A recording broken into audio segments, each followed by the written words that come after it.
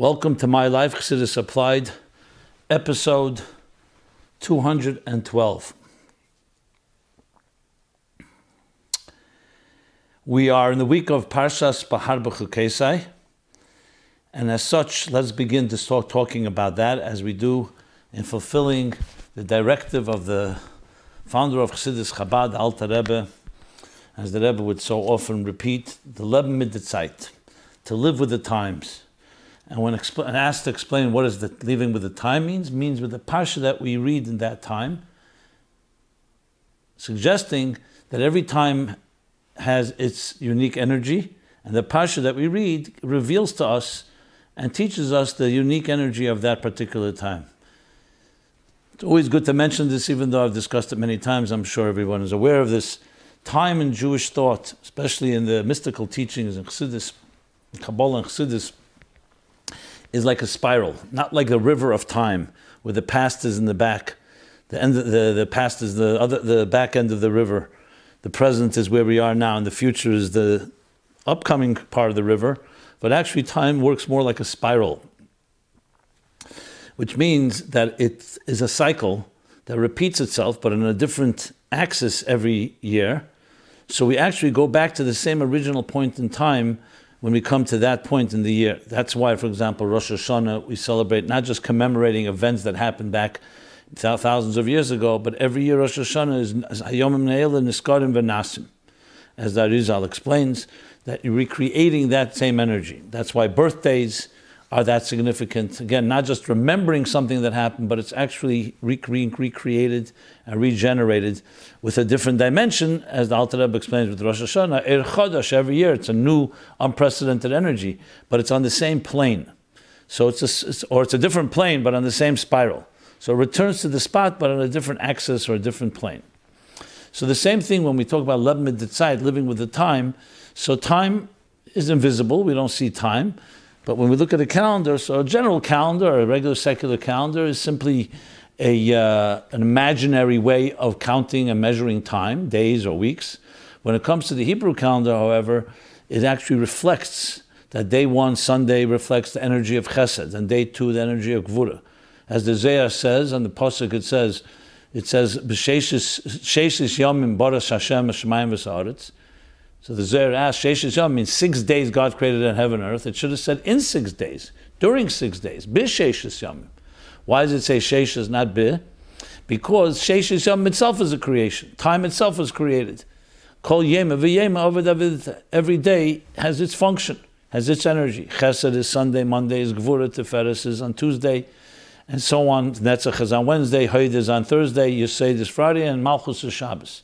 What happens the next Sunday? It goes back in that same spiral and repeats the chesed, but now in a different dimension, but still chesed. And the same is true with the weekly cycle. That's the weekly cycle, then there's the monthly cycle, like with the moon. There's always a new moon, but it's a new month, but this back to the same cycle. The new moon, then there's the full moon on the 15th of the month, the first quarter, the second quarter, the third quarter, and so on. Same thing annually. Annually, the cycle of time that we read once a year, we finish the Parshas, as it is today the custom. Once upon a time in Eretz Yisrael, there was a time where every 3 years they ended the Torah reading, but now it's once a year. So when it comes to this week of Behar-Bechukosei, there's an energy in the air, a certain energy that flows, and when you read the Parsha, it reveals to us the unique power and energy of this time. So when you derive lessons, applying Chassidus, applying the Torah Meloshen Hira, Torah directive. People have asked me what the word applying come from. Torah Hira. Hira is application of Torah in our life. Torah Hira B'chaim. In this case, we're using Chassidus, the Pnimis Torah, and applying it, we figure out what is the energy of this time, and the Parsha tells us what that is. Leben mit der Zeit. Therefore, it's Leben mit der Zeit. We're living with the time. We're living with the Parsha that we read in that time, and that means living with the time, because you're living with the energy of that particular time. Obviously, the themes in the Torah are universal, meaning they're all year round, they're timeless, and there are many things that are in the Parsha. Let's say in this week's Parsha you read about Shemitah. So it's not just relevant to this week, it's relevant to the year of Shemitah. But there's still, spiritually speaking and personally speaking, always lessons that are all year round and all the time, but nevertheless, there's a particular focus when you're reading the parsha that relates to our particular time. So it's not a contradiction that it can be. Just like there are lessons you can learn from Pesach, even on Shavuos or on Sukkot, but the focus, as the Rebbe says many times, the shar, the gate, through which, the handle through which we understand everything is going through the gate of Pesach when it comes Pesach. So Behar-Bechukosei becomes the channel, the gateway to understanding the energy of this time. So let's talk a few minutes about this. Introduction is relevant to all times, all parshas, all chapters. But regarding Behar-Bechukosei, which of course is the conclusion of the third book of the Torah, the book of Vayikra, the third book of the Torah, Bechukosei, and we combine these two parshas, Chutz, and this week actually, next week I should say, Eretz Yisrael in America and outside of Israel will become the same reading of the Torah, because Behar-Bechukosei is read separately there in order to even it out, and we discussed this a few weeks ago, the meaning and significance of that it evens out, that because they'll be read separately, so next week they will read Bechukosei in Israel, and we will be reading Behar-Bechukosei, and they'll be reading Bechukosei. So that way it'll even itself out, then comes Bamidbar and Shavuos and so on. So Behar-Bechukosei has many different lessons. Let's talk about one of them. I should say that I have discussed this in episodes 67, 116, and 117. There's a cross-reference that you can find at meaningfullife.com/mylife. You find all the archives of the 211 previous episodes, as well as other resources. That's also the place where you can submit any question anonymously, completely anonymously, in the forum there at meaningfullife.com/mylife. I will also mention, as I mention every week, because people ask me, there's questions, we're behind obviously, because many questions have been coming in. You can't, at the faster pace than we can cover them. So every question will be addressed in its particular time. Just bear patiently, and we continue this week with more questions. Okay. I would also mention at this point that this program is made possible by grants and donations and contributions from the public. It's community supported, being that it's a free service. Work goes into it. So please please donate generously in helping this program continue and grow and expand at meaningfullife.com/sponsorship. It's a great opportunity to dedicate a program in the name of a loved one or a birthday or other event, significant event, or the memory of someone that has passed on, and continue to perpetuate their spirit and legacy in our time. With that in mind, since yesterday was my father's 13th yahrzeit, I will dedicate this program to their father, Gershon Jacobson, who passed away on the 20th of Iyar in Tovshin Samach Hey. Okay, so let's now go to Chassidus applied Behar-Bechukosei. Being that we've talked about it in different angles in the past, this is taken from different Maimorim in Chassidus, especially through the lens and the way the Rebbe, the Shvi, explains it for our times. So Behar-Bechukosei, as the Rebbe often focuses on the name of the Pasha. Behar means Behar, referring to Behar Sinai, the Mount Sinai, and Bechukosei, referring to Bechukosei Telechu, when you will follow my laws. But both words are interesting because even though they're just one word, but they're the name of the chapter, and the name reveals the entire theme of the chapters. So if we're looking for the energy of each chapter, or here in the case where you combine them together, you can go find specific narratives or specific mitzvahs or specific details in each chapter, or you can go to the name and it gives you the overall encompassing theme. Behar means on the mountain. Which mountain? Sinai. As Rashi says right away, that everything, that the Torah was given b'chol sopratis, and even the details were also given b'Sinai. That's the focus why it says Behar Sinai. Ma Shmita Eitzla Har Sinai is the question, because the beginning of the parasha talks about Shmita. So to teach us that not just the general principles, but every detail was given at Sinai. That's Behar, the focus on Behar. Bechukosei and Bechukosei Telechu. So Bechukosei has the question, of course, there's many different ways you can describe mitzvahs. The mitzvahs can be mishpatim. You could also say mishpatim Telechu. Or edus. And there's chukim. Bechukosei refers to the chukim. Generally speaking, mishpatim are the logical, rational laws. Edus are more the commemorative laws like Shabbos and holidays.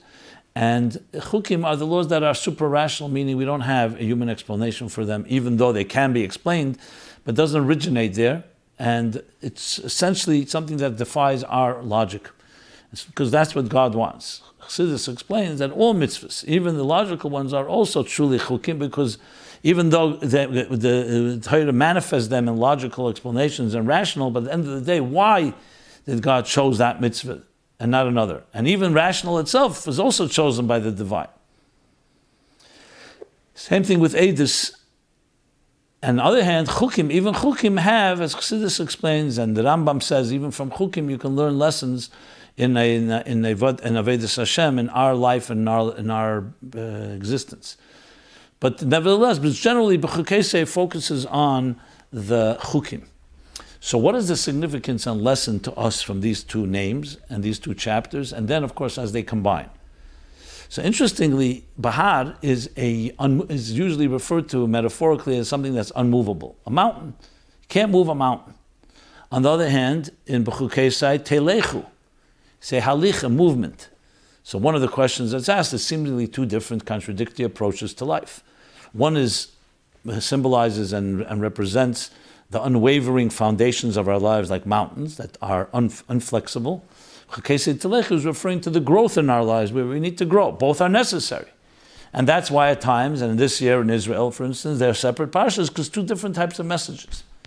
We'll soon talk about the details within each one of them. But when they come together, they teach us that we combine the two.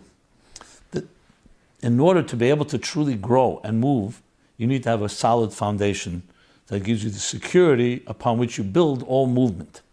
Look at a tree. A tree grows and expands in all different directions. But a tree also has very profound and deep roots. The roots are like the bahar, the foundational elements that are unwavering. The roots keep it grounded. And because it's grounded, it has the capacity to grow in so many directions. When a bird is able to fly, which is telechu, the ultimate movement, flying, but the bird also has a nest. It begins with a nest. So even when human beings grow up and they spread their wings and are able to grow in so many different directions and use their individuality and their unique skills and blessings and the resources they were blessed with, it comes after they have the security, especially in early age, where we build homes that are an edifice, a beis that is a solid foundation. So you build that security, feeling you know you have your hearth that nurtures you. And then that gives you the confidence and the courage to go expand in many directions. Many people ask the question about Judaism, Torah, mitzvahs, that seemingly it's inflexible, doesn't allow any room for any individuality, for any personal application. This is the mitzvah, this is what you're supposed to do. And everybody's thrown into the same boat. Everybody has to do the same mitzvah exactly the same way. Look at davening. You say Shema Yisrael, exactly the same words. So the question is, is this a conformist-oriented faith? And what about our individual element to it? Why shouldn't we, when we speak, especially during prayer to God, you could say, it's avodah shebelev, ezu avodah shebelev zu tefillah. Speaking from my heart. You speak to your heart, from your heart to your Father in heaven. To God, why can't you just say it in your own words? Why do you have to fit it into words that are someone else's words? The Torah's words, David HaMelech's words. And the same thing in a general sense. Mitzvahs are especially specific like this. Where's room for growth? Where's room for movement? Where's room for diversity? Where's room for expansion? And that's why some have made the mistake that in order to do that expansion, you have to compromise the actual mitzvahs, God forbid. So the answer from Behar-Bechukosei is no. We need both. And I'll give a good example for this. Example from musical notes. Music, everyone agrees, is very expansive. It's not conformist-based. It's free-spirited. And yet, any musical composition is based on musical notes, and there are only 7 or 9 musical notes on the scale, and nobody can create a new note. But you can combine them in infinite different ways, and two people can play or sing the same song, and one will sound hollow and dead, and the other one will sound alive and vibrant. So it's not about the structure that makes it free-spirited, it's how you invest and what you infuse in it. So when we say Shema Yisrael, the Torah is telling us this is words, divine words given to us as tools, like musical notes, divine musical notes. You use these notes, you can reach in great places, but you must just say it lip service. Invest it with kavanah, with intention. Tefillah, b'lei kavanah, is like a body without a soul. It's not just a body without a soul. A soul, so every time you say Shema, you say it with a different intention, the emphasis on echad itself. What does unity mean in your life? What does the divine unity mean in so many different applications of it? So the fact that we're saying the same thing or we're doing the same mitzvah, that's the technical mechanics of it. But the premise of the mitzvah, which is what premise atera, the inner dimension, introduces the soul. Shabbos, you can do Shabbos by rote every week, and it looks like a carbon copy, boring, monotonous. Or you can infuse it with passion and vitality, and each time do it differently. So the structure is necessary, the Behar, to keep the solid Behar Sinai, that this is the way we've been doing it from the time when Sinai gave it to us, when we received that Sinai, Meshach Kibul Tatum Sinai. And this is the way, not more, not less, exactly. But Bechukosei Telechu says that those chukim, and Mishpatim and Edis, and all the mitzvahs that came from Sinai should be in a form of Telechu, movement. Look at the word halacha. Halacha means law. But we know there's the expression, halichas elam le al tikra halichas ela halachas. So halicha means movement. Law seems rigid, no movement. And yet, as the Shalah explains when it says al tikri, doesn't mean it negates the first interpretation, it leaves the first interpretation. So we have movement plus laws. Why? Because the laws are not meant to be rigid, static experiences that are done like mechanical and by rote, mitzvahs anoshim elamoda, mechanical Judaism, but they're meant to be infused with a life. That's why you find the Chumash so many times it says hayim, v'yadaita hayim, atam netzavim hayim, today. Says Rashi, why hayim? So based on Medrash, he quotes that because it should never be diyut gemah yishena. You should never do a mitzvah like it was an old thing. So Torah says hayim, not just hayim today when Moshe said it, but every time you read it, and we live with the times, and we read it now, it's as if it's happening right now. Kol yem yeh beinecha kechadoshim. Every day it should be in your eyes like new, or sometimes it says chadoshim, literally new. Kol yem yeh beinecha. Is it new? No, it's a mitzvah that somebody did before, and you may have done it the day before. But when you do it now, it should be infused with a new kavanah. You play the music in a new way. Same music. And that's the beauty of it, that on one hand you have the Behar, the firmness of the mountain, and at the same time you have the Bechukosei Tilechu, that it is movement. You're moving in it. It's halicha. And it's constant. It's a constant journey of growth and expansion based on the principles that are unwavering. Because that cannot, so you need to have the principles unwavering, allows you then to expand in so many directions in its intention and its effect on you and effect on the world around us. Which is interesting, Bechukosei also, Chassidus Teres comes from the word chekike. That's why chukah chakakti, gzeira gazarti. It's like engraved letters. Engraved letters are like Behar. They're inflexible. Once you engrave a letter, not like a written letter, you could erase it, you can change it. Once you engrave it, it's very difficult to change. It's part of the object itself. Part of the stone is now the letters. Yet in Bechukosei, so Chukosei chekike, but together with the chekike, with the engraving and the solid foundation, the telechu. So seemingly, ostensibly, it could be two different types of even contradictory terms, but that's the power of what Judaism teaches us, that you have solid foundational principles. Those are unwavering and unchanging, and on then you build unbelievable type of growth and movement. And it's not a contradiction, just as it is with the music analogy that I gave, and many other analogies that are similar to that. So, the lesson, of course, is far-reaching and addresses many questions that have been asked and have addressed in the past, which is, how do you apply Torah and mitzvahs to a person who's growing, who's a free-spirited person, an open-minded person? They don't want to just conform to someone else's rules. So unfortunately, many of the educational systems in our system often teach it strictly like that. This is what you do, and that's it. So they're half right. This is what you do, and you're supposed to follow the guidelines. But imagine teaching someone just to follow the musical notes and never showing them how those notes make them come alive through your passion, through your vibrancy, through your personal investment in it. That's the second half of it. So we're not talking about changing, God forbid, the laws, the halachas, but we're talking about infusing it with that type of chayas. So you can have two people do a mitzvah, one is doing it and is doing it by rote, mechanically, and another is doing it with such a passion and such energy and such vitality that everybody wants to be involved when something is so alive. That's our work, is to take what was given to us, not change it, but infuse it with that type of excitement. And this is true across the board. Everything in life can be this way. You can do the same thing, very boring, monotonous, and by rote, or you can do it in an exciting and passionate way. That's the lesson in our lives. With that, let us go to first question. Is there any truth to the idea of chassidim and family members giving of their years to the Rebbe? So here's a question, a new question I don't believe I've addressed in the past. Let me read it in detail. I've heard various stories of different chassidim and family members giving of their years to the Rebbe in their time to extend the Rebbe's life. Is there any truth to this? The answer is yes, there is truth to this. And as a matter of fact, I'm going to share with you a story that I heard from one of the eunuchs, which is the son of Rabel eunuch, who is a maskir, a secretary of the Rebbe for many years, a loyal secretary. He actually, until his passing, used to be the person who would fill the Rebbe's kos with wine for Kiddush, Shabbos, as well as stand by Kesha Bracha and keep refilling the cup. That was his role. That changed when he passed away. Rabbi Mentler continued. Now, so one of the eunuchs tells the story, the following story. In the year Tov Reish Pei Aleph, this is the year after the stalkus of the Rebbe Rashab, the father of the Friedrich Rebbe.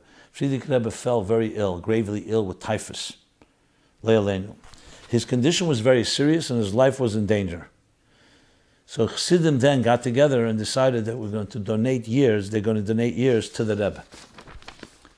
In a conversation with the wife of the Rashag, she shared with Rabbi Eunuch, who was a bocher at the time, more details of these events. The conditions that were set at the time was the members of beis harav, there had to be people from the families of the Rabbeim, were permitted to donate up to 1 year, and anyone else was permitted to donate up to 1/2 of a year. The total of the years donated at the time, between the half years and complete years, was 30 years. In fact, the Friedrich Rebbe was installed on Yud Shvat Tov Shin Yud, approximately 30 years later, from Tov Reish Pei Aleph. The story had a great impact on Shimshi eunuch. This is the eunuch that the story happened with, and it awakened him a desire and resolve to donate some of his own years to the Rebbe.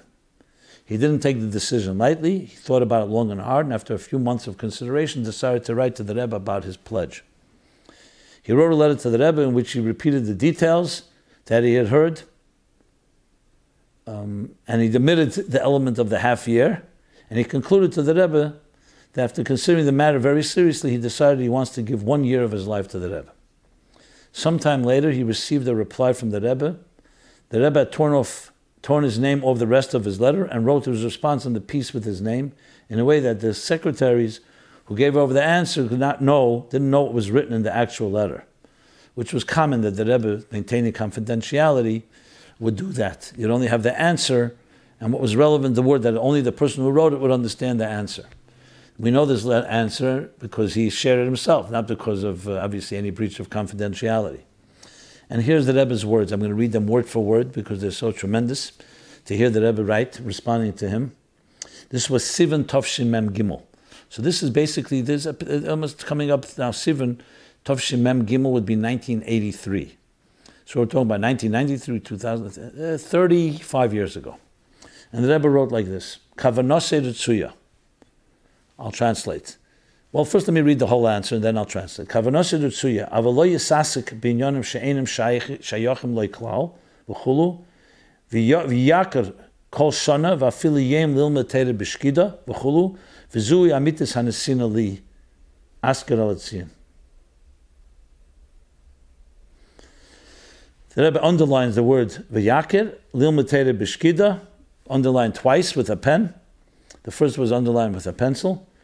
And v'zuhi, that's, in other words, that will be the amitis hanesina was underlined again twice with a pen. And li again underlined twice, once with a pencil, once with a pen. That's how I have the answer here. Let me translate. The Rebbe said, Kavanos Ritzuya, your intention is it's good intentions, acceptable intentions. But you should not be busy with things that are not in relationship with you. You should value every year and even every day to learn Torah b'shkida with a lot of with effort, with great effort, and that's the true thing that you can give me. Askar Letzion. So we have here both the fact that the concept exists. We know that it happened. I remember Tov Shalom et Ches, when the Rebbe had the heart attack. There were chassidim that did exactly the same thing. They gave years and time Different people gave different parts of time. And as we said here, the story of the Frierdiker Rebbe, Tafresh Pei Aleph. But you also have the Rebbe's answer, his attitude to it. So that answers the question. I was wondering and thinking, everything's Ashruach HaPrat is why would we be talking about this right now? It's after Gimel Tammuz. This seemed to be relevant before that. But you have to remember, giving a Rebbe, from the Rebbe's answer, is clearly more than years, giving him the nachas, and giving him likkutei Torah, and dedicating your life and doing things that fulfill the Rebbe's directives and his teachings. And of course, not just him, but all the Rebbeim, we're giving actually life to them. Because our Rebbe's life is, as the Alter Rebbe says in the Geras HaKedesh, chayim ruchnim, not chayim psarim, not life of flesh, but spiritual life. What ave, v'yira, and amunah, love and awe of God and faith. So when we commit ourselves to that, as the Rebbe said a number of times, you want to connect with me, you don't connect with me in the physical way, do what I do, learn what I learn, do what I do, mitzvahs that I do, and the directives that I've given. So of course it's consistent. So the lesson is clear, and I'm sure there's more on this topic. Anyone has any more information, any more answers, or any other stories or other things, please share it, and I will be the schus harabim teluya b'cha, meaning that the schus, the merit of many, because I will share it here for the listeners. Okay. Let us now go to the next question. Is the Torah always sensitive to people's feelings? The person writes, I feel like Torah doesn't pay attention to one's feelings. Hi. I noticed a few mitzvahs that seem to ignore human living, being, and feelings. The first mitzvah is mentioned in regards to eating in a sukkah. The Gemara mentions that one is obligated to sit in a sukkah. However, one is allowed to leave the sukkah if it rains, being that this will cause him discomfort. Yet when the Gemara talks about an oval is someone who's unfortunately lost a parent, in regards, or lost a close one, that oval turns him into a mourner. In regards to the same mitzvah, seemingly the rules are stricter. The Gemara mentions that an oval is obligated to sit in a sukkah, and if one asks, but an oval may be emotionally disturbed, feel saddened by the loss of his or her family, the Gemara responds with, he is the one that is allowing himself to be uncomfortable, and therefore let him go and rest his mind. Which implies that oval is obligated to go rest his mind to be able to perform the mitzvah, but may not be exempt from the command of sitting in the sukkah. In other words, but he's also mitzvah, he's also in pain. So the Gemara does not recognize that. It's saying that he's allowing himself to be uncomfortable. Let him go work on that. But he should not forego the mitzvah of sukkah. So the question, of course, is, why? Why are we not sensitive to this person's feelings? How can one compare the pain caused by rain and the pain caused by death?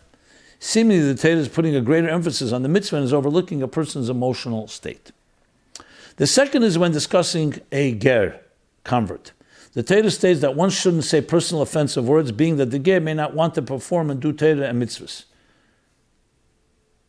Example, you wouldn't tell him that the same mouth that ate pig now wants to come and learn Torah. You don't say such a thing to a ger. Yet again, it seems that the Torah is commanding us not to say offensive remarks out of fear that the ger won't want to do Torah and mitzvahs, but not because of his feelings, his human feelings, that perhaps this may offend the ger and cause him great insult, emotional pain. The third example is regarding the mitzvah of Shiluach HaKan. We've talked about this in the last few weeks. Shiluach HaKan is the mitzvah of sending away, Kan means the nest, but sending away the mother if you want to take the eggs of her fledglings. Sending the mother bird away from her nest. I understand there are mitzvahs that are chukim, and we may not understand them. But even shechting animals, which may be the opposite of merciful, is done to help humans live and be sustained for them to be able to serve God.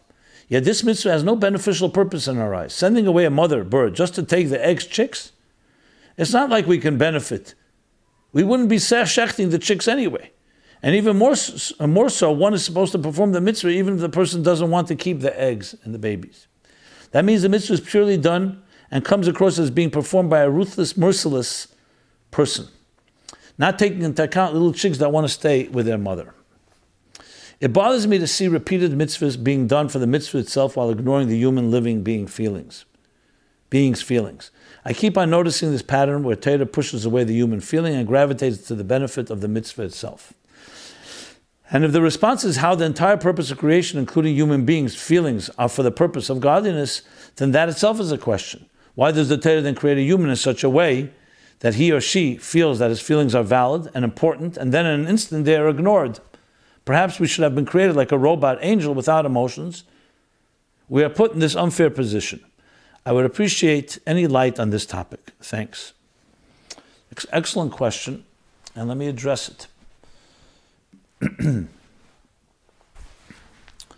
One common error, and I would say it's even an axiomatic principle that needs to be stated whenever talking about Torah mitzvahs, is that the God that created life is the one that gave us Torah mitzvahs, not the other way around.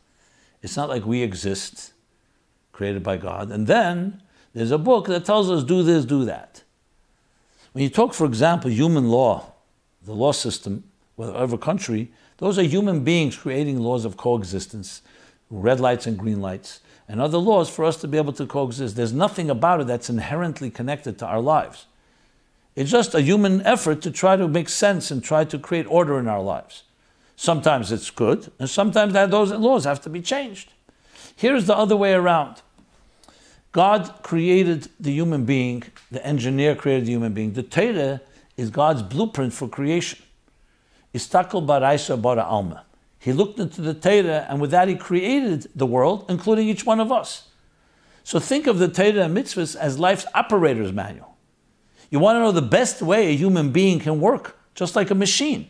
The best way is to follow the guidelines of the one who built the machine. Now, sometimes we understand it very directly. Sometimes we don't understand it very directly.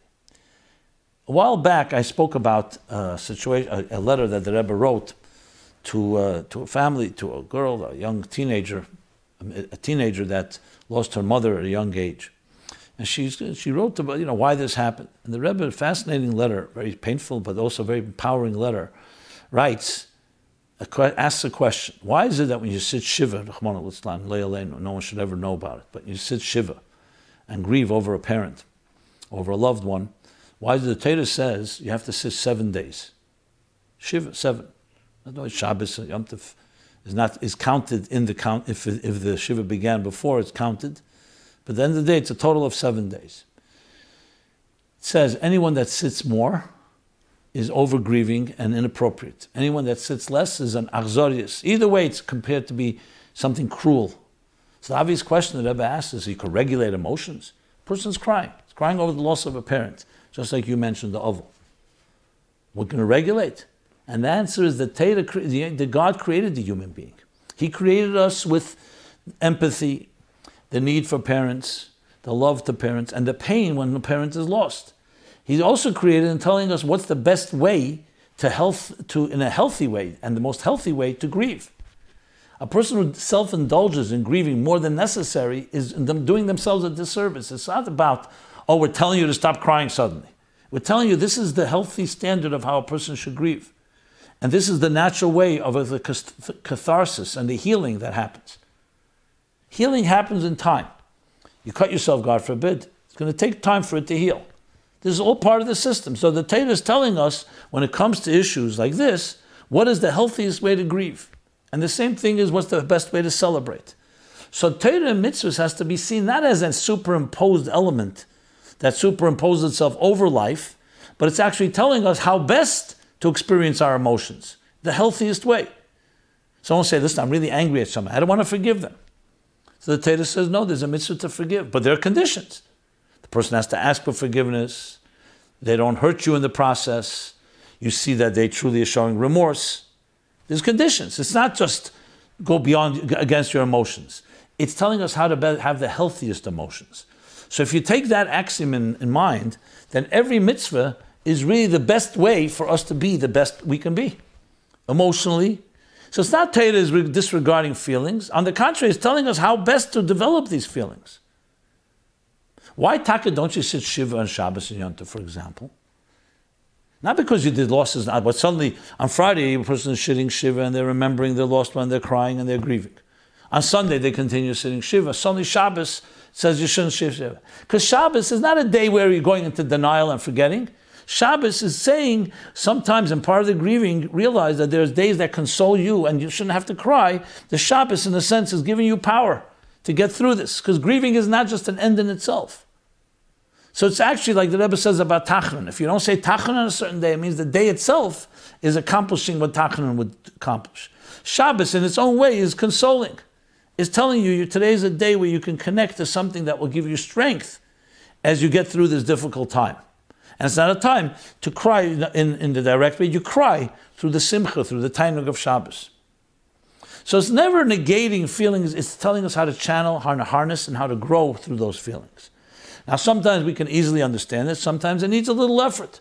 The examples you gave, is ostensibly it would seem so, but first let's go back to the axiom. Take this axiom and you'll see you can apply it to every situation. The Gemara is saying, Hamitztayed, put them in a sukkah. Correct.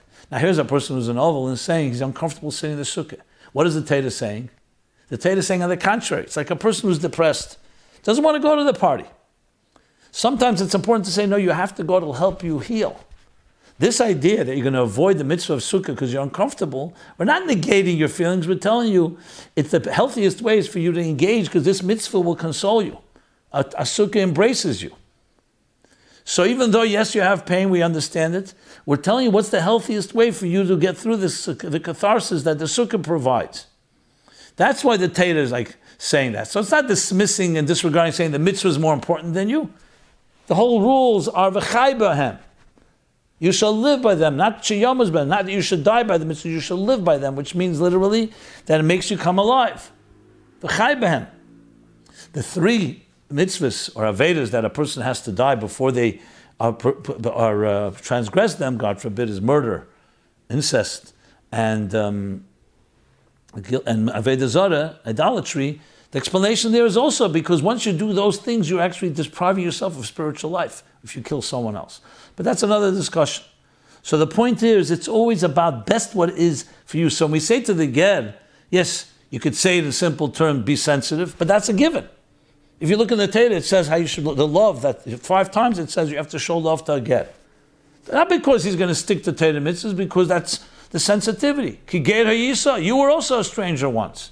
That means the sensitivity to strangers. But the Torah is going a step further.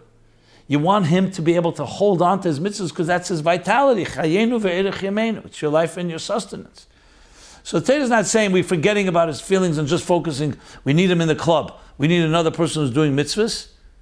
But on the contrary, it's saying that's the best way to help the person grow and also be sensitive to him.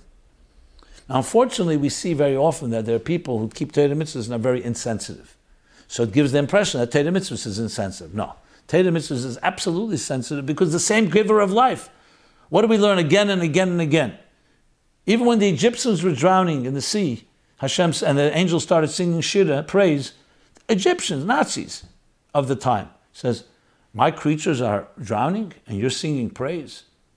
Even when they deserved it. The sensitivity is beyond words because it's divine, sensitivity to the divine. Even tearing a leaf off and rubbing it. Bal tashchis. Even of the environment, let alone of a human being. How was Moshe chosen to be the leader? With sheep. The sensitivity is shown to sheep. So Torah mitzvahs is the best way to be sensitive. Sometimes we understand it. Sometimes it needs explanation. On the contrary, it's a good challenge. And the same thing with Shiluch HaKan. If you look in the Biyurim, the Sefer HaChinuch, and in the Chassidus, of course, you'll understand Shiluch HaKan is a compassionate act. It's not about callousness. Because of course you could ask, why are you taking the chicks away in the first place? Why are you taking that? There's a mother involved. So there's a whole Indian in it. I'm not going to go into the details, but again, it's never you'll find them Torah mitzvah that would go against the human nature, the nature that God created, the empathy necessary, the sensitivity. It doesn't make any sense. It would be like the engineer of the machine created something that ignores the welfare of the machine because he just simply wants his laws fulfilled. The laws are meant to be how the machine will work best. So let's put aside the people who are novel b'reshus HaTorah, means they're despicable with using the Torah. That's not what we're discussing here. That's human beings, and that itself is a sin. Avos Yisrael, the greatest mitzvah. The Rebbe says, when you love another, it's like you love me. And if you love me, you're going to love what I love. All, again, the focus on the sensitivity to other human beings, and that's the whole Torah. Las shalom ba'elam, le'nit Torah, las shalom ba'elam. To bring peace in the world, peace between one and another, spouses, families, communities, nations, and of course peace within yourself. And that's how you have to see it. Every mitzvah, if someone has a mitzvah that seems callous or insensitive, submit it, and we can review it. Shiluch HaKan, maybe I'll do in another program, it's just more detailed. I don't want to go into more necessary. But basically, all mitzvahs have that element of that sensitivity. Sometimes I said you see it openly, and sometimes it needs explanation. That when you look in the Torah, you see, wow, this Torah is psychological insight into human nature. It's really God's insight, telling us what's best for this human being and how to heal, and how sometimes sensitivity is important. Sometimes you have to tell a person, you're over grieving, you're overly sensitive, and we need you to become stronger. And knowing that is the key, the loving key. That's why I said it's an axiom, to understand every way, whether the Torah is telling us to be kind, or the Torah is telling, in this case, do not be kind. That doesn't mean not to be kind. That's the kindness. The kindness is sometimes through tough love or other approaches that help the person grow, always with that goal in mind. Next question. Next question is this. How can a spouse handle a relationship when there's absolutely no intimacy?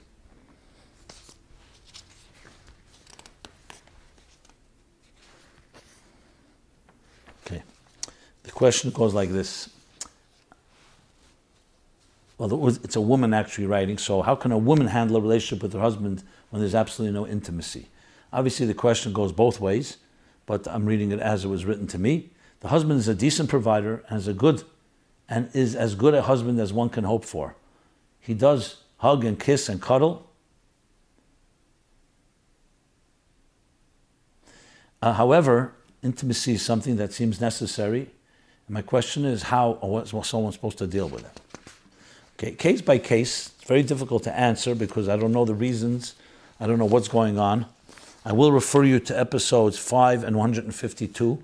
In those episodes, one of them, I believe 5, I discussed a man who wrote to the Rebbe, and I'm just using one example that's possible, that he is avoiding intimacy because of precious, because it's for holy purposes, not to indulge himself in sexuality and intimacy.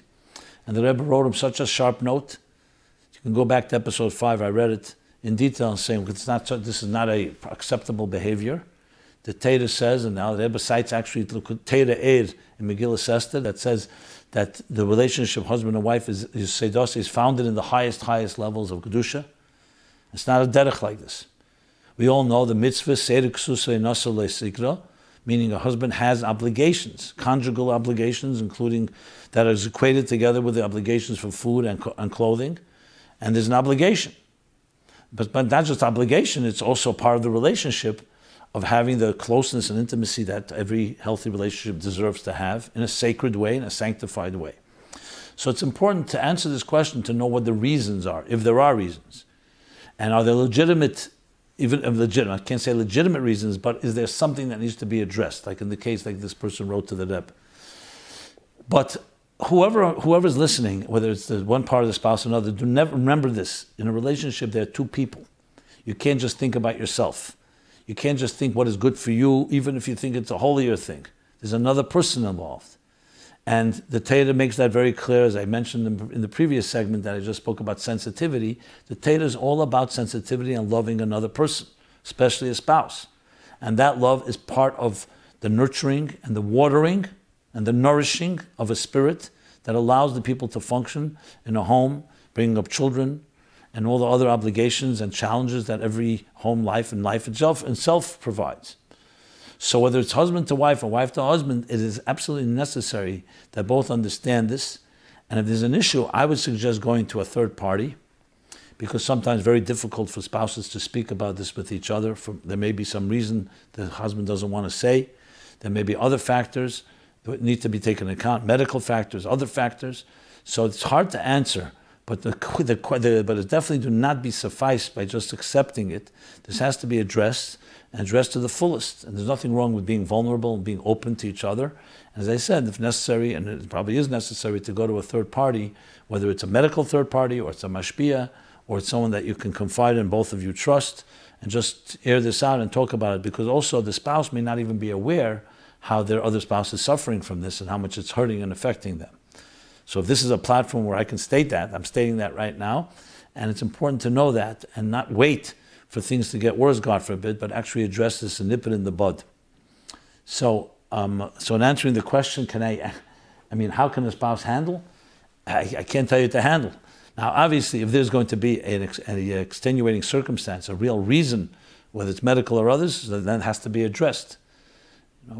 But I would not just sit by, as I said, and be passive. I would do something about it. I also wouldn't become aggressive and angry and take it out, because that will just create more problems. I would look for a sensitive way to address this, as I said, with a third party. But again, episodes 5 and 152, I spoke about it. And if someone wants to provide more details, and you don't want me to read them and address them publicly, meaning in this program, you can feel free to do that, but just add your email address, I can respond, or if necessary, have a phone call with you. So not everything that's sent to me I have to read. If you ask me specifically not to, I will absolutely not read it and not address it. But here I'm talking in ways that hopefully are relevant, well, hopefully not relevant to anybody, but I mean to say that I'm reading it because for the benefit that it could be for others who may have similar questions and may have not asked or ashamed to ask. So I just wanted to point that out, but this is definitely an issue that needs to be pursued, and most likely in more discreet manner than just a public forum like this. But I think I said there's sufficient enough, what is sufficient to be able to move this forward. Next question. How should a teenager interact in a healthy way with the opposite gender? Or what is the healthy way for a teenager to interact with the opposite gender? Okay, so let me read the question. It's rather not a short one. Okay. Hi, Rabbi Jacobson. I just want to thank you for creating a forum where people can ask such essential and ironically vulnerable questions with accurate and judgment-free answers. I'm a 21-year-old Baal Tshuva, and I'm currently a bocher in yeshiva. However, I've been frum since my early teens. Generally, a person begins to develop their sexuality both mentally and physically during their early teens. I did not have any education in a frum environment until after high school, and therefore spent most of my life in a mixed environment. I fear that during my early teenage years, I hid behind sneas, shomer, that's modesty, and shomer meaning not touching the other gender, rather than developing my ability to interact with the opposite sex. In addition, I don't think my parents loved each other for the majority of my life and did not have proper models in this regard. On the contrary, I believe they were quite negative role models in this regard. This, on top of bullying during those younger years, I believe has led to some sort of phobia or social anxiety with the opposite gender.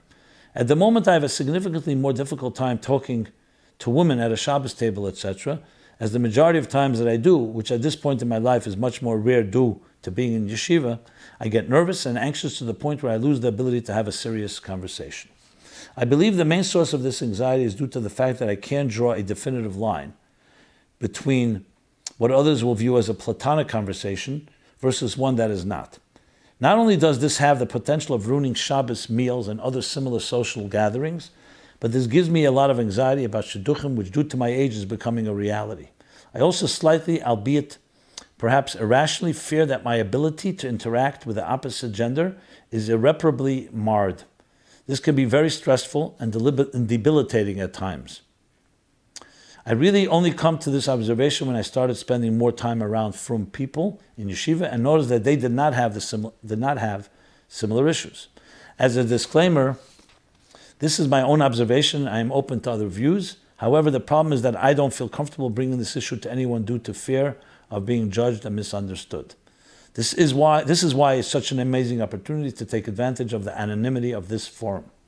In general, as you discussed during this week's episode, with regard to abusive parents, this question was written a while back, so it's a few months back.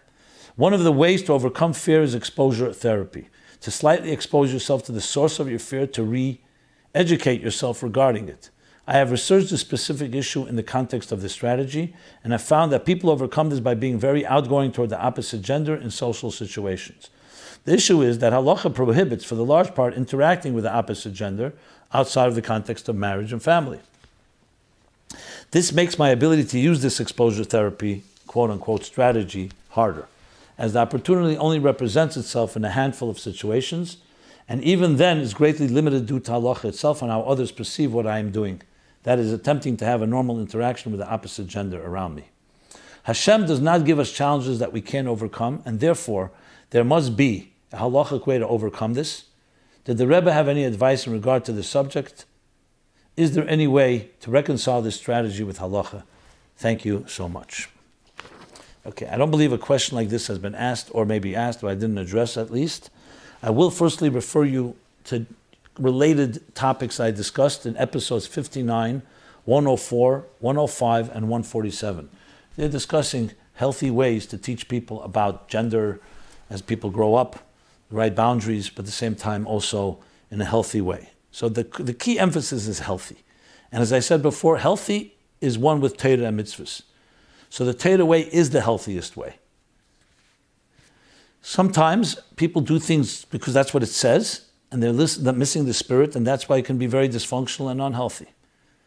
I mentioned before, novel b'reshus ha-Torah, which means being despicable, b'reshus ha-Torah, using Torah, finding a Torah way to be despicable, God forbid. So it's critical to understand that Torah was given to create healthy people. Every aspect of it.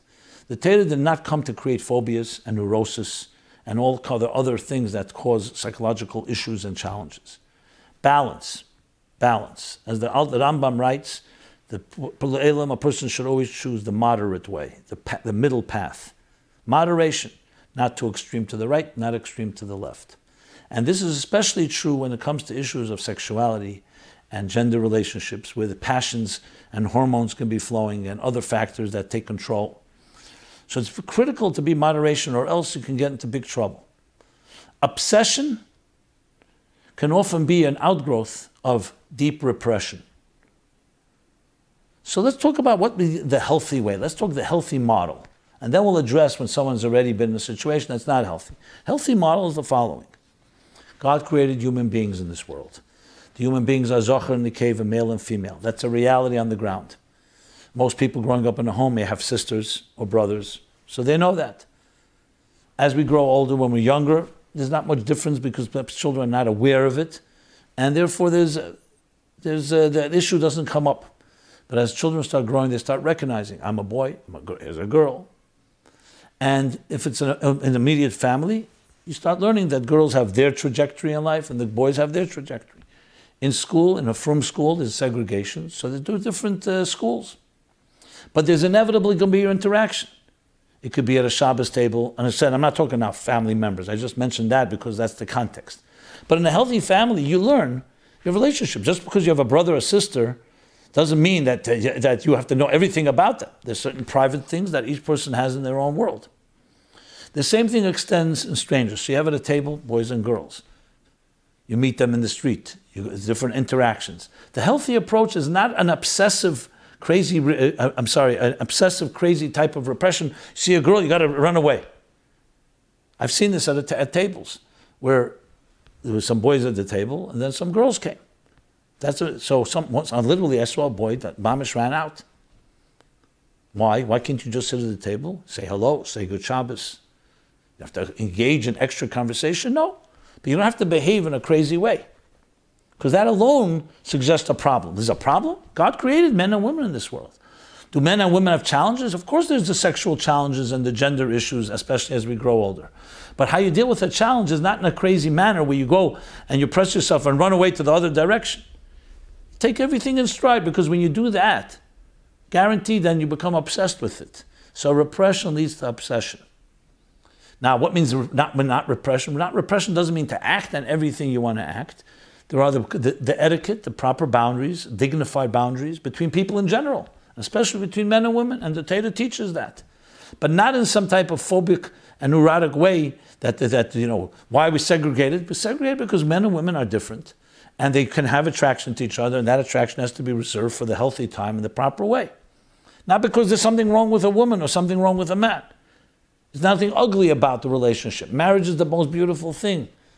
The Ramban has that famous letter where he writes that sexuality, as I mentioned before, is not an ugly thing or something to be ashamed of. It's a divine force that connects people. In a sacred way, they become one as they were created by God. And you can explain this to people in a very normal way. At the same time, are there dangers? I don't like the word dangers. I would just say that there's a need for dignity, a need for tznius. Tznius doesn't just mean how you dress. Tznius is how you behave. You behave with dignity, with respect to everyone, especially a boy and a girl. I remember my own house. I have two sisters. One of my sisters, we used to fight. At a stage where I think back, I'm ashamed of it. I was a little stronger. My father would always defend my sister, and even if she was wrong. But I remember behaving a certain way. I shouldn't have behaved with the girl, but she was young. I was 7 years old. Now I think back. But the point of the matter is, so you teach people, obviously there's a dignified way of behaving with even your own siblings, but definitely with others, and in a way that is both discreet and modest, without crossing any lines. At the same time, it doesn't have to be that, you put your hands over your ears, over your eyes and ears and say, no, I can't look at you, I can't talk to you. So generally speaking, a frum, healthy environment, yes, men and women are separate until they go dating. But that doesn't mean that if they interact with each other in some way, for whatever reason, it has to be in an awkward or crazy way. It's to be normal, a normal relationship. That way, when you grow to the stage, when you grow to the adult, when you will meet a woman, it won't be with all these extremes. Now, a person who's already in a situation like you're describing, I would say you have to have good role models. You need to talk to someone that can put it back into a balanced way. And yes, I would use what you suggested, a type of exposure therapy. I'm not saying you have to go out of the way, but especially if you're coming to dating, you'd probably be wise to have a conversation with a woman, not maybe a woman just to be able to have a normal conversation so you don't go crazy because of all your phobias and neuroses that have developed. Now, that woman should be someone you're dating. But in case you may need help, you may need a mashpia or someone to talk to that can help so-called guide you in this direction. But you have to always remember what the healthy model is. If we know the healthy model, we follow that. And the healthy model is not an extreme running the other way of extreme suppression or repression. And the healthy model is also not obviously extreme indulgence. It's a moderate way, a balanced way, a normal thing, and that's that. That when you meet somebody, you're always respectful, you say hello, and you know how to have a conversation if necessary. But it doesn't have to be a conversation that goes to any type of extremes, not one way, not the other way. That's the key thing to always remember. Okay. With that, we did some questions. Let's do some follow-up. Then we'll do the Chassidus question and then the essays. Some follow-up. It's pretty short follow-ups, but I'll do a bunch of follow-ups to finish these subjects. So we've been talking about butterflies last week. And here's a few comments that people wrote about different topics that I've spoken about in the last episodes 210 and 211. So we spoke butterflies in context of children seeing animals that are not pure or not kosher. So I discussed it. I'm just reading what someone wrote. Having butterfly design on something of an adult, not children, is just having or using something with butterflies all right? Or is an issue only for children, or only for children to see is an issue? Thank you. Again, I think when not going with extremes, we have to keep in mind, when the Rebbe said about protecting children and making sure they see holy things and kosher things, he qualified, of course, zoos, and he qualified the fact that in Torah we talk about all types of animals. And we qualified also when you look in nature in general, you see animals. You walk in the street in New York, for example, there are squirrels. And there are pigeons. Okay, pigeons are squirrels. And there are other animals, cats, dogs. So we're not talking about an extreme. We're talking about giving someone a gift. Might as well give a pure thing. If someone buys a garment and there's butterfly design in it, I don't know if you have to go crazy about that. If you're thinking about it and you have two choices, so fine. But again, butterflies, I don't know if you call them, they're definitely not kosher, but I don't know if we should take it to that extreme. So I think we have to, again, take everything with a little moderation. So that's how I would respond to that. The Rebbe's brother, so someone corrected, yes, I mentioned, I mistakenly said Shalom Deber, or I said Shalom Deber or Deber. The Rebbe's brother's name is Deber, not Shalom Deber. Correction noted. Someone suggests also, please mention the Reshima of the Rebbe's brother by the Friedrich Rebbe. There's a Reshima in the Reshimas, the Reshimas that were published after Gimel Tammuz, that speaks about a dream. The Friedrich Rebbe telling the Rebbe about a dream about the Rebbe's brother. So you can look up that Reshima in the Reshimas. I'm glad you mentioned, so I'm mentioning it. Yarmulka. So the question was asked about 4 parts or 6-part yarmulke. So this person writes, I don't have a source, but I was makabel in yeshiva in Montreal. I believe that we makbid to have 6 sections, because with 4 it ends up being like a tzelem. Well, I checked into this. There's no source that a yarmulke has to have 6 parts and not 4. And this idea of finding something that looks like a cross, God forbid, a crucifix, you can see it anywhere if you start looking for it. So I've not seen a source for 6 parts. It could be just became something that is just practical or human or a custom, but there's no source for it. And I asked some people who are reliable, and they have not seen such a thing either. Another person writes about the yarmulke issue. I guess the yarmulke is another obsession. Glad to see you address the yarmulke. Sometimes the reason you do something is just because that's what chassidim do. As the Rebbe replied to someone, they asked what to do about trimming a mustache. For years, I have not listened to your classes as much as I wanted to, because I was not willing to learn Chassidus from someone who would, in my opinion, not dress 100% like a chassid.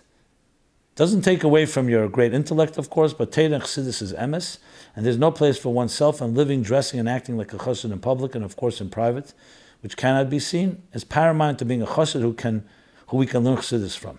Independence is important, and we learn from dugma chayes such as Rab Mendel, Rab Yeel, Rab Shlomo Chaim, etc., who would never wear a knitted yarmulke.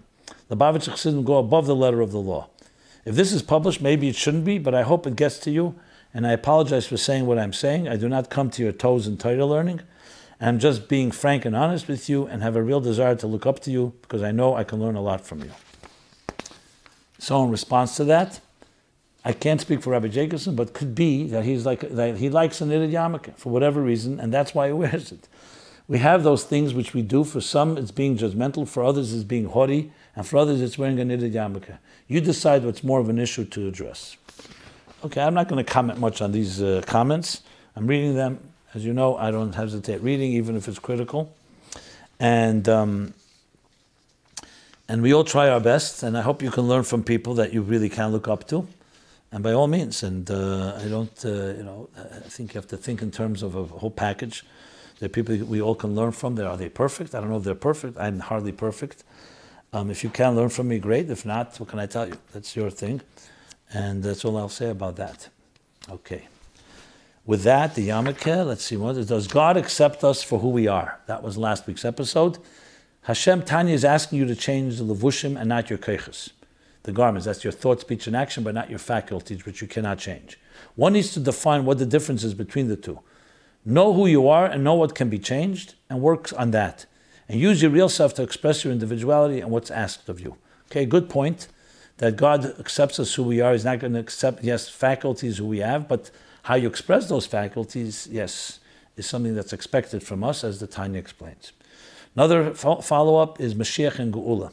What is the difference between asking Hashem to bring Mashiach and to bring the Geulah? Why do our actions make a difference when Hashem will be the one that takes us out of Gullus? Again, theme talked about last week in episode 211. By the way, you can see all these episodes and exactly where the topic is spoken about when you go to the timestamps in the YouTube version of the video and go straight to this topic. So this writer writes, 1, Geulah is buried deep in the Gullus. It's there. We need to act on it, same as the revelation of Mashiach. 2, it's all about our maisa, our actions. If we, the plebeians, not tzaddikim, don't recognize and bring Mashiach, it will Rahman al-Islam, ... And finally, one more follow-up, was the Holocaust a punishment? The Friedrich Rebbe's daughter and son-in-law were murdered. The Rebbe's brother was murdered. I guess suggesting that it's not a punishment, and that's what I addressed last week, and that topic too on this issue. Okay, so a bunch of follow-ups, and with that, let's go to the Chassidus question. Chassidus question is on yesterday's Parsha, Likkutei Torah, Parsha's Emer, the Maimer Vehenif. So there's the Alter Rebbe explains, and here's the question, and I'll explain in a moment. According to this week's Likkutei Torah, Emer, why does the Torah in Parshas Vayikra still call sheep כשבים, shin before a beis, after Yaakov's avodah of והפריד הכשבים? Okay, that's the question. So let's first explain what the Alter Rebbe says. The Alter Rebbe is speaking about v'heinefes ha'emer, which is to raise, to elevate the emer offering, the wave offering, and speaks about that. It speaks that ala kvasim, and the expression is kvasim, which is usually the way you speak about sheep. Kvasim are called sheep. Keves, chof, beis, shin. The Alter Rebbe, however, points out that in some places it says, starting from Yaakov, v'hifrid es hakshevim. The shin, not keves, but kesev. The shin comes before the beis.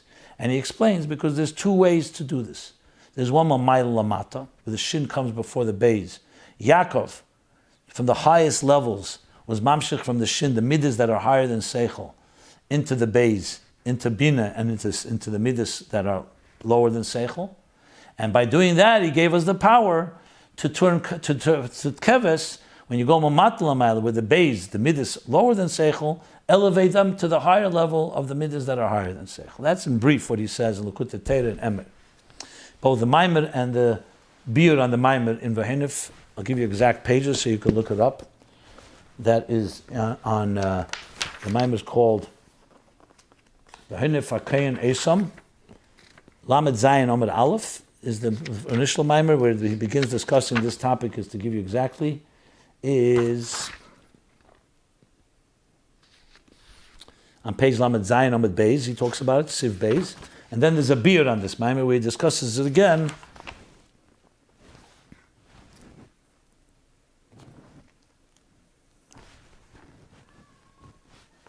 At the bottom of page Lamed Ches Amud Daled, Sif Hey, by the Ksavim, Hifrid Yankiv, speaks about, but he says, "B'kamad b'chol mokem b'teira," almost every place in Teira, keves is the beis before the shin, except these few places.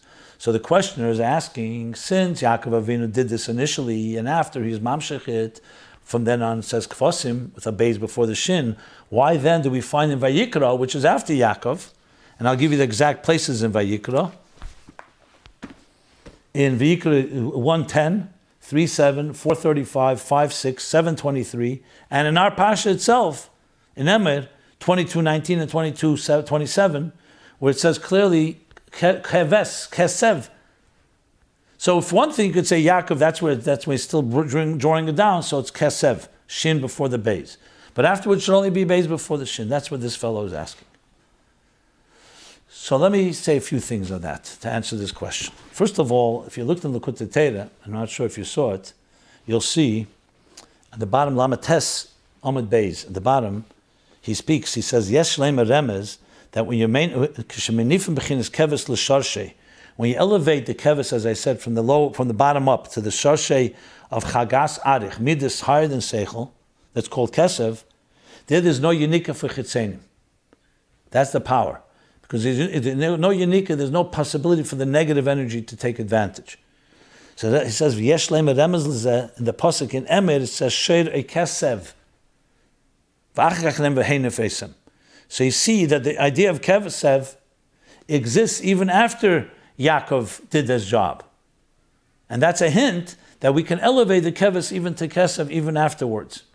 That's why it says kesev. So that's one point to be made. You can look it up there.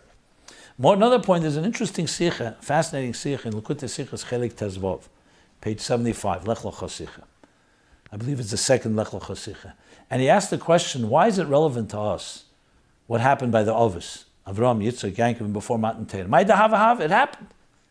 So it's taka Maisa Ovis similar bonim, we get strength from that. But why isn't the gate there Aveda after Matan Torah when it's such a different situation, Matan Torah, the Bittul HaGzeda, and many other changes? And he says, no, because even Torah's Nitzchis and even the Aveda that happened before Matan Torah exists also after Matan Torah itself. We also have Bedakus, subtly both levels, the before Matan Torah and the after, like person before they learn Torah and after they learn Torah. Therefore, you could apply the same thing. The idea that Yaakov, Hifrid as הכשבים, with the shin before the beis, is not just something Yaakov did and after that, no more, we don't have that. We have the ovis within each one of us, and we have that avodah mamayla lamata also now. And then we have the primary avodah of mamata lamayla of kvasim, the beis before the shin. So that's an answer. These are the 2 points I would make in answering your question. Okay, thank you for that. Let us go now to the essays. The 3 essays we're doing this week are 1 English, 2 Hebrew. The first one is Retroactive Healing. It's in our D.N.A. Nechama Dina Zwiebel, age 45, Kingston, Pennsylvania.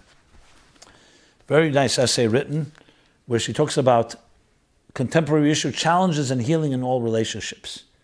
Been there, done that. I wish I could go back to before that happened. If I only could do it all over again. This is wishful thinking, but not really reality, or is it? Is it really possible for something that happened already to be retracted as if it never happened?